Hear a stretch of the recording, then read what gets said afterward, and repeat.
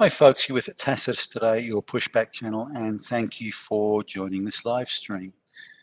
In this essay, I'd like to talk about how the West, Western governments, who were once sovereign governments of sovereign nations, and who are now nothing more than little flunky lickspittles for the globalists, how the entire system, given they no longer have to represent the people and have standards of probity and standards of honesty, because the media that would once have called them out is now also controlled by the globalists.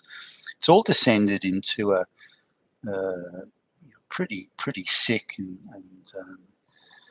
yucky just mire, just sea of sort of corruption and banana republicanism and so on. So now, what I've noticed is how more and more people in senior government roles are getting their friends and relatives, mistresses and so on appointed to government paid or government revenue dependent jobs. And so here's a minister in a government, or a senior sort of political figure in the government, and he's got two brothers and a sister, all who've been given senior, very well paid government jobs. Now, the sort of maximum salaries for the sort of government jobs that they've got are about $500,000 a year.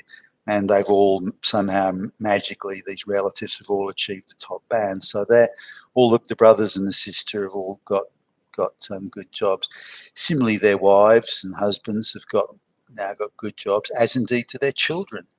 Now, again, some of these men also have had their mistresses appointed to very well-paid jobs.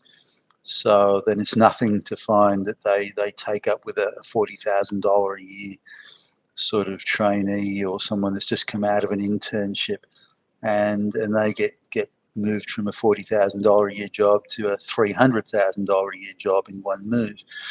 And this is the five-star hotels and so on. Now, I've sort of been in the executive lounges at some of the airports and seen there was one senior politician there who's surrounded by very over all these young skinny blonde girls with the dyed blonde hair, and they're in their early 20s, and they've been traveling around the world business class and pretending that they're important people. That's hangers-on and flunkies and cocksuckers and that sort of thing. But this is very much how things appear to be now.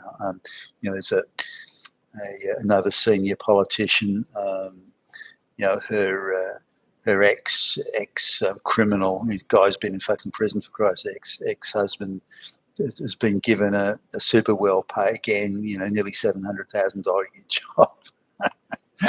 and this is now all over the place, and the politicians, again, the media isn't providing the scrutiny they once did, the globalist controlled media. So these politicians don't care.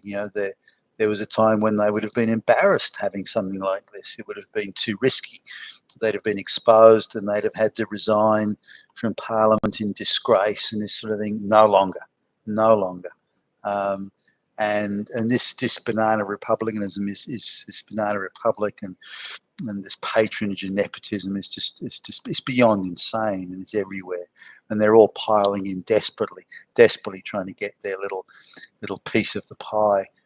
Which is quickly, it's the wealth of the West is diminishing. It's going down very quickly, and so these people who are supposed to be running the country are doing nothing but making sure they can stuff as much of this in their pockets as it all goes down. Now, I used to do a lot of business travel, or still do some, but used to go to a lot of third world countries, and they've got no concept of the probity that the West once had. There's no freedom of the press, and if you're a journalist who talks about the wrong thing, you'll find yourself floating face down in the river. So there's not a lot of people who want to get up and say anything. But I've ended up sort of having dinners next to. One time I was having dinner with the police chief of one of the biggest cities in this third world country, and he's just calmly telling me how he's fixed all his relatives have got really cozy, been given cozy do nothing jobs. They don't have to do anything. I mean, but they've got these prestigious sounding titles and big salaries and lots of international travel and lots of shopping in Paris and so on. And he talks about, he's very matter of fact. That's how it is in his country. That level of corruption and patronage and banana republic cronyism. That's just how it is. And he talks about he's well connected enough to be able to, for him and his family and his relatives and friends, to get their snouts in the trough and steal all that taxpayer money. And hey, if he can get it, and well, why not? It increases the influence of his family and increases their power, and that's a good thing. And they're very tribal people. They don't think about the common good or anything like that. Far from it. Now, I used to look at that, and I never say anything. It wasn't my business to morally lecture them. So I'd sort of smile and nod and congratulate them on their good fortune, and then make sure that I was very careful to mind my own business and not put a word out of place. I mean, some of these guys had me pretty scared. I didn't want to be floating face down in the river, but there you go. And so anyway, I was surprised by how quickly the West has descended into that same sort of third world banana republic cronyism. And we see it now everywhere, all around us. And our political leaders think they're now entitled to stick their snouts in the trough and appoint their brothers and sisters and aunts and uncles and anyone else to well-paid government jobs that they're not qualified. In fact, half the time they're inventing jobs just so they can stick their relatives in there. To the globalists, however, it's kind of good business because you can ensure the loyalty of these people. If someone isn't quite loyal as you want them to be, then you just remind them that they can lose, and their family and their relatives, their friends can lose everything. And all the globalists have to do is lift a finger and it's all gone and you've got nothing. And so what do you want to do? You do as we say, or that's it, all gone. And if you've ever had money, for those who've ever had money and lost it, it's much harder than never having had money at all.